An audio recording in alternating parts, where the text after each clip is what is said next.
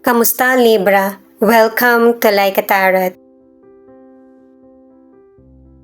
Alamin natin kung anong energy para sa mga Libra gamit ang angel number, mystical cards, at tarot cards.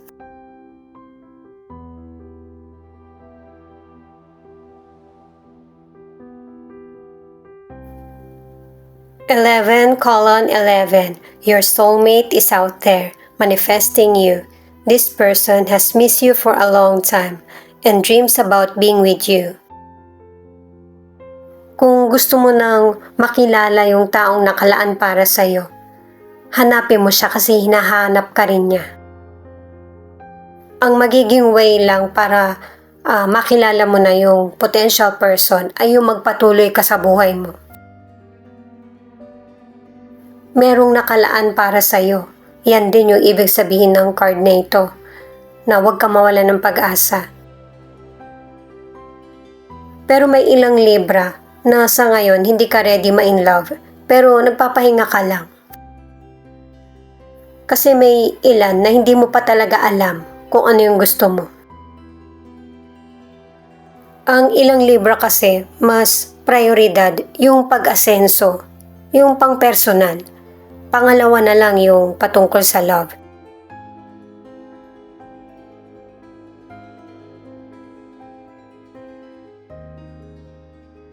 May ilang Libra na marami ka ng kinaharap na problema sa buhay na patuloy mo pa rin pinaglalabanan sa ngayon.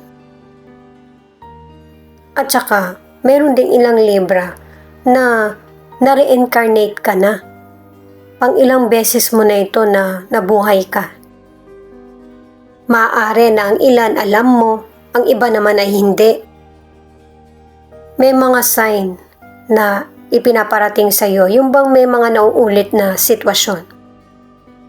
Kasi ang ilan sa past life mo, meron ka mga hindi natapos. Kaya kahit hanggang ngayon, may mga magulong sitwasyon na nagaganap.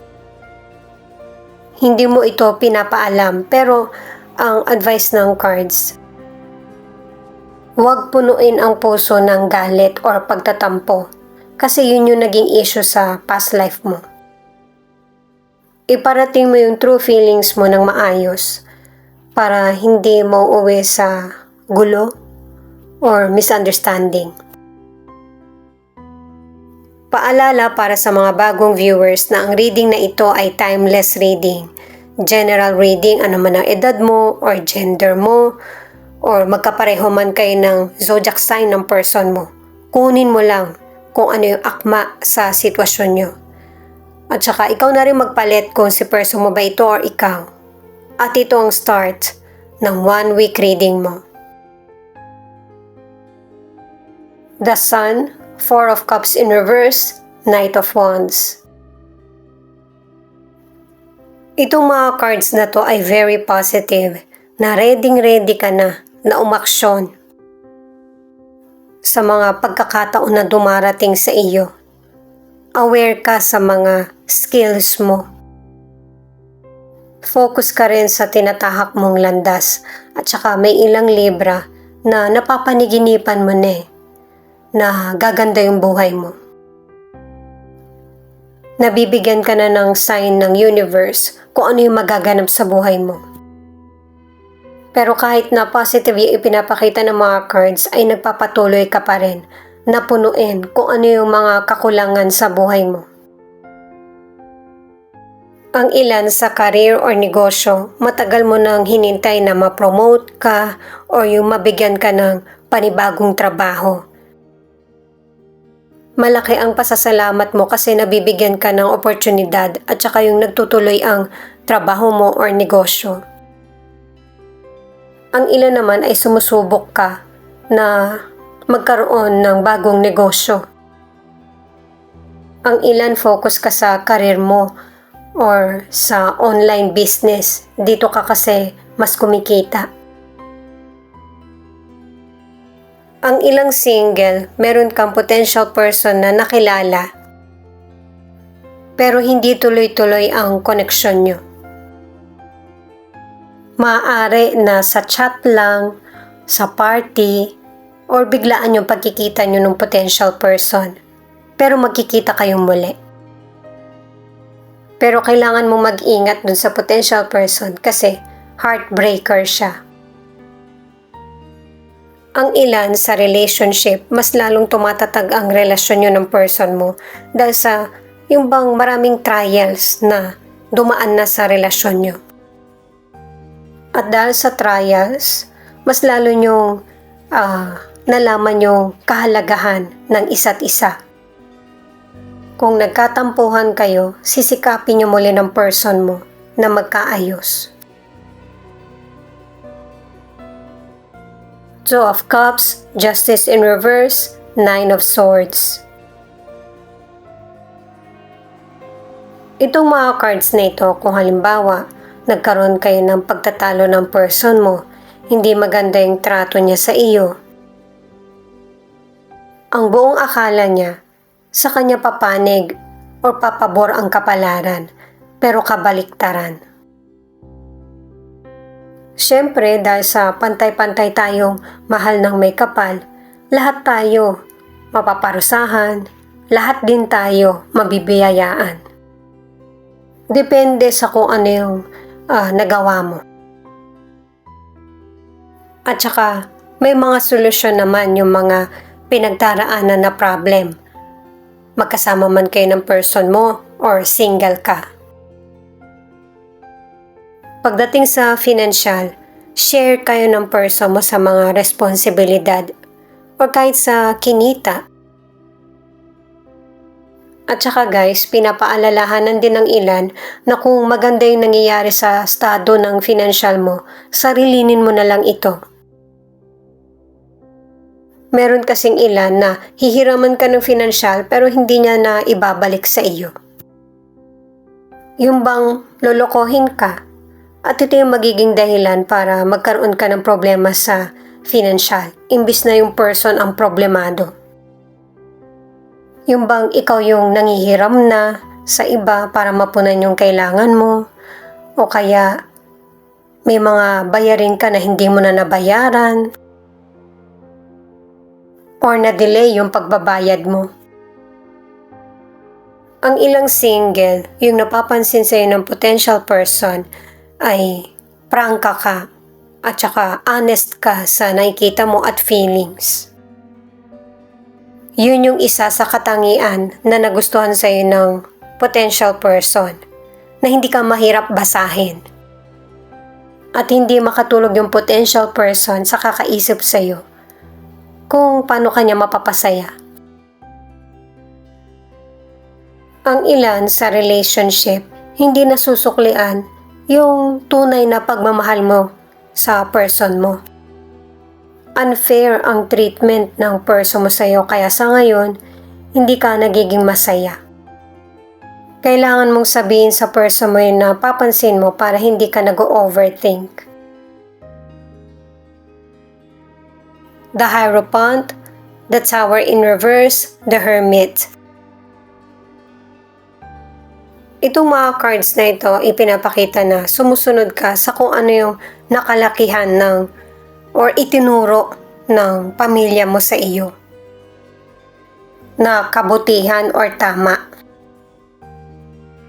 Kaya lang, meron kang mga ginagawang sitwasyon na kinakailangan mong isalba yung person mo o kaya ang family sa kahihiyan or sa chismis. Ginagawa mo lahat ng paraan na para maisalba kung ano yung pwede mong maisalba sa koneksyon o relasyon. Ayaw mo kasing magkaroon ng damage. Ang reputasyon na meron ka, lalo na kung ang ilan sa inyo ay meron kang pamilya. Ito yung concern mo, yung walang madamay or walang maging skandalo. Sa ngayon, hindi ka muna sumasagot sa mga tanong or hindi ka active sa social media accounts mo. Kumbaga, less talk, less mistake. Yun yung sistema mo. Ang ilan sa kalusugan, ang ginagamit mong gamot ay yung mga pansamantala na para maresolbahan yung problema mo sa health.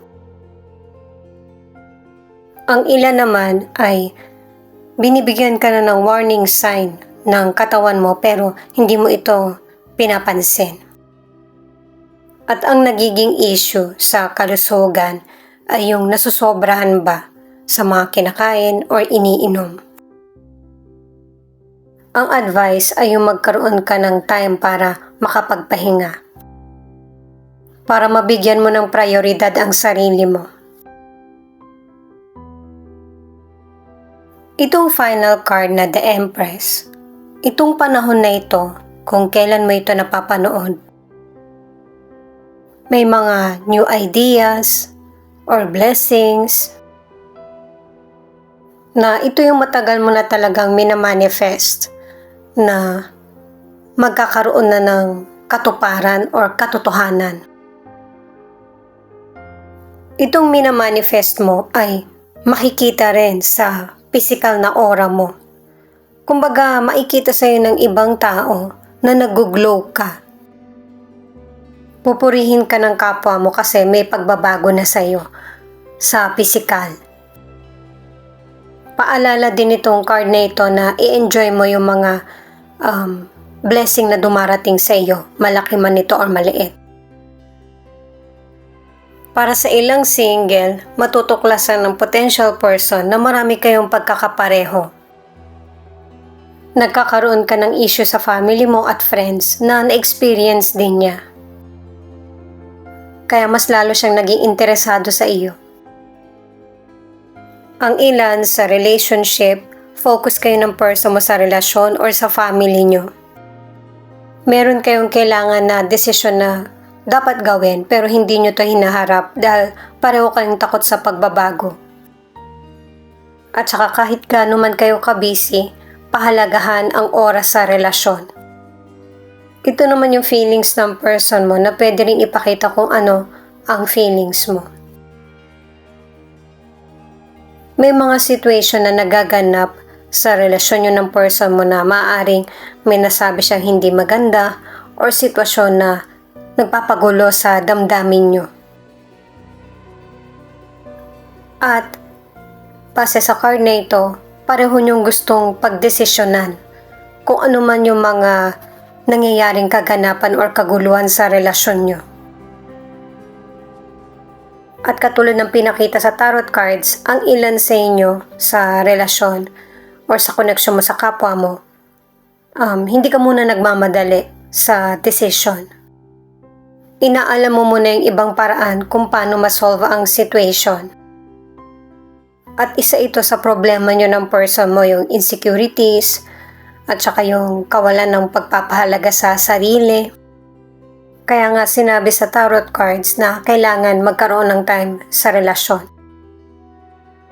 Dahil sa isa sa inyo ng person mo ang nafo-focus sa responsibilidad or sa family na binuo. Umuulit-ulit lang tayo guys. Kailangan nyo talagang mag-usap, magkaroon ng oras kasi kung ano man yung problema nyo sa relationship, maaayos nyo. Kasi andun pa rin yung pagmamahal nyo sa isa't isa. At katulad ng sinabi sa tarot cards at kahit dito, huwag masyadong mag-overthink. Kailangan unawain ang nararamdaman ng bawat isa. Kasi may ilang Libra na yung situation mo sa person or relasyon mo, yung bang nadadagdagan, dumarami kasi hindi na pag-uusapan. Kasi kung tahimik ka sa situation, mas lalong mahihirapan na maresolbahan anuman yung issue para masasagot kung anuman yung gumugulo sa isip. Leo, Pisces, Gemini, Aries. Ito yung ilan sa 12 zodiac sign na nangunguna sa reading na ito. Thank you at saka ingat kayo palagi. Paki-click na rin ang notification bell para updated ka sa Laika Tarot readings. Ito yung mga letra na posibleng andito yung letra ng pangalan ng person mo or letra ng pangalan mo. L, B, Z, VPK OUD A.